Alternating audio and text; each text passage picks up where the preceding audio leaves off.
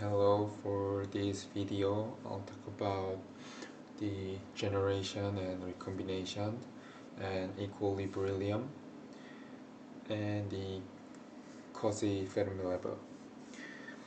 So the generation and recombination, we've actually talked about them before. Generation is a process of creating electron and hole pairs, which means electrons in the conduction band, electrons in the valence band is excited to the conduction band, and the recombination is the electrons from the conduction band going down to the valence band as the time goes by. We call this process recombination. And in the state of equilibrium, thermally equilibrium,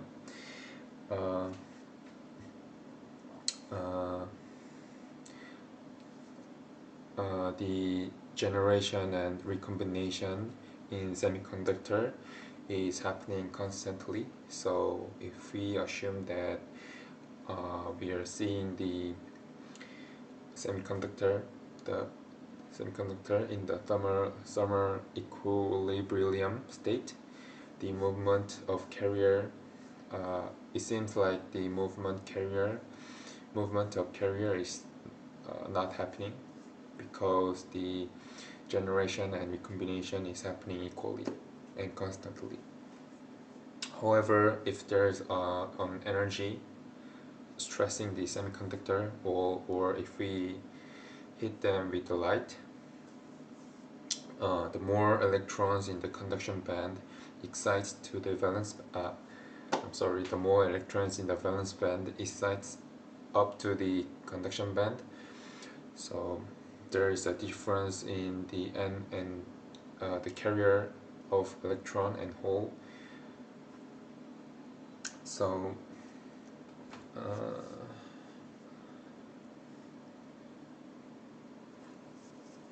okay, it's too small. For the electron, the carrier of electron is n0 plus delta n. The n0 is the amount of carrier of electrons in the thermally equilibrium state, and delta n is the amount of electron carriers after we stressed the semiconductor, and we call them the excess carriers. So if it's a hole, it can be P equals P0 plus delta P, and in here delta P is the excess carrier. So I've talked about the equilibrium before in the video, and what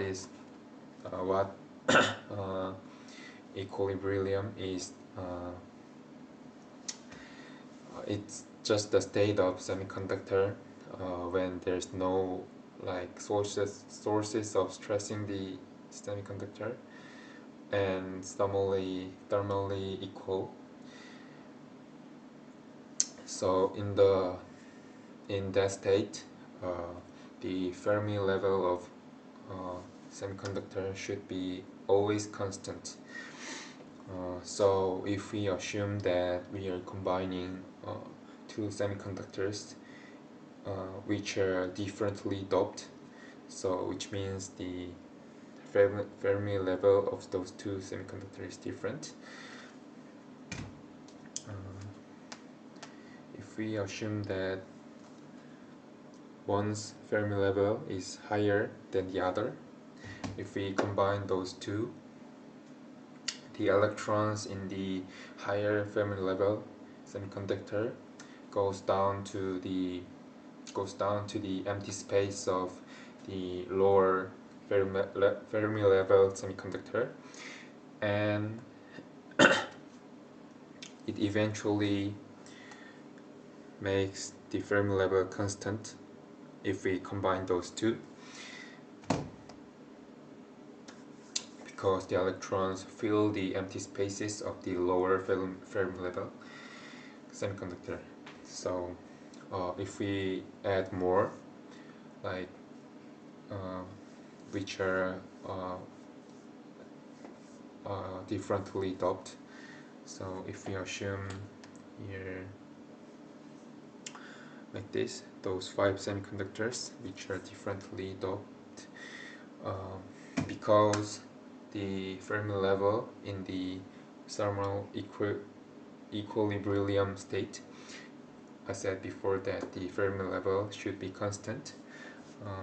We can first draw the Fermi level in a straight line, and because we should make the conduction band, the gap of conduction band and the Fermi level just like before, so if we combine those, the conduction band line goes up because we have to sustain those gaps.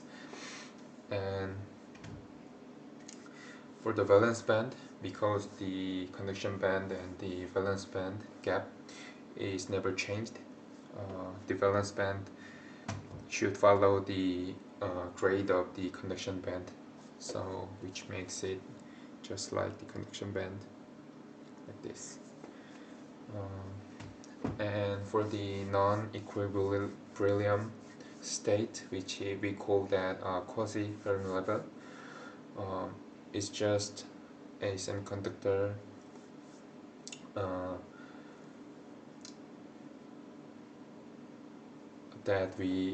it's just a state of semiconductor when we use energy or voltage, or it could be some light.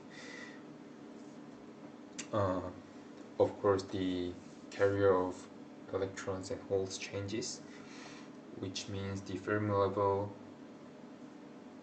changes, and so as the Boltzmann tail can change too.